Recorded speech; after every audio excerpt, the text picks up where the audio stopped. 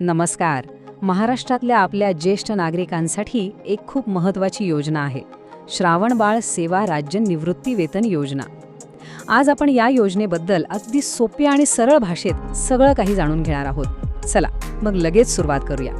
आज आपण काय काय बघणार आहोत, तर सगळ्यात आधी ही योजना नक्की आहे तरी काय हे समजून घेऊ.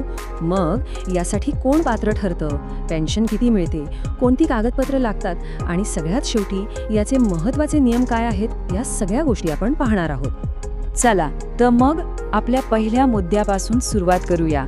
योजनेची ओळख.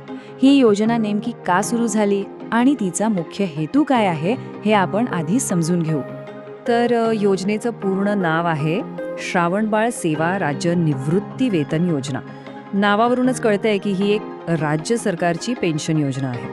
पण खरा प्रश्न हा आहे की ही योजना नेमकी कोणासाठी आहे आणि ती काय करते.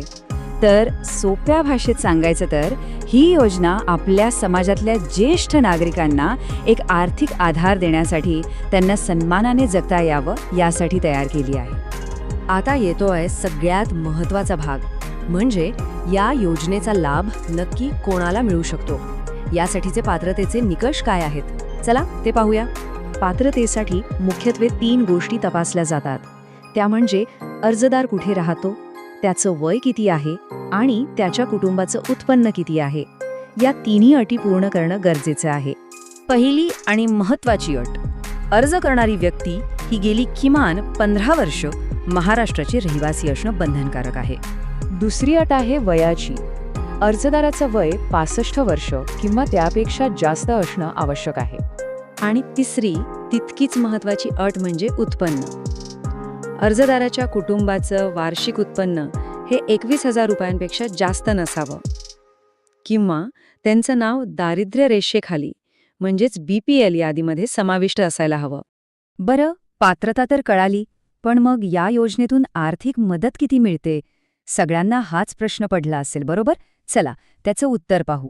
तर जे लाभार्थी या योजनेसाठी पात्र ठरतात त्यांना दर महिन्याला तब्बल 1,500 रुपये मिळतात. ही रक्कम थेट त्यांच्या बँक खात्यात जमा होते. पण इथे एक गंमत आहे.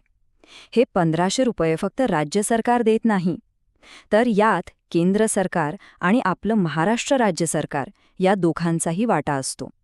म्हणजे 2 वेगवेगळ्या योजनांमधून मिळून ही रक्कम बनते. बघा, हे असं आहे.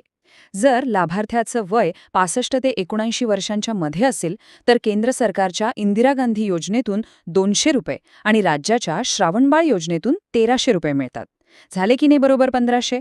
आणि जर वय 80 वर्षांपेक्षा जास्त असेल तर केंद्राकडून 500 रुपये आणि राज्याकडून 1,000 रुपये मिळतात. म्हणजे काहीही झालं तरी लाभार्थ्याच्या हातात दर महिन्याला 1,500 रुपयेच येतात. चला आता वळूया प्रत्यक्ष अर्ज करण्याच्या प्रक्रियेकडे.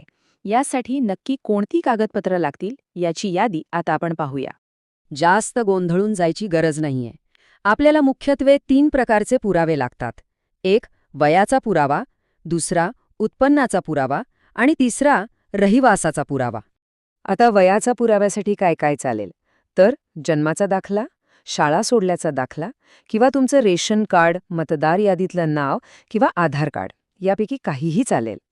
आणि समजा यातलं काहीच उपलब्ध नसेल तर शासकीय वैद्यकीय अधिकाऱ्याकडून वयाचा दाखला आणला तरी काम होतं. उत्पन्नाचा पुरावा म्हणून 2 गोष्टी ग्राह्य धरल्या जातात. एक म्हणजे तहसीलदार किंवा उपविभागीय अधिकाऱ्याने दिलेला उत्पन्नाचा दाखला किंवा तुमचं कुटुंब BPL यादीत असल्याचा प्रमाणित उतारा. आणि तुम्ही 15 वर्षांपासून महाराष्ट्रात राहताय हे सिद्ध करण्यासाठी ग्रामसेवक, तलाठी किंवा मंडळ निरीक्षकाने दिलेला रहिवासी दाखला लागतो किंवा मग कोर्टाने दिलेला रहिवासी दाखला असेल तरीही चालतो.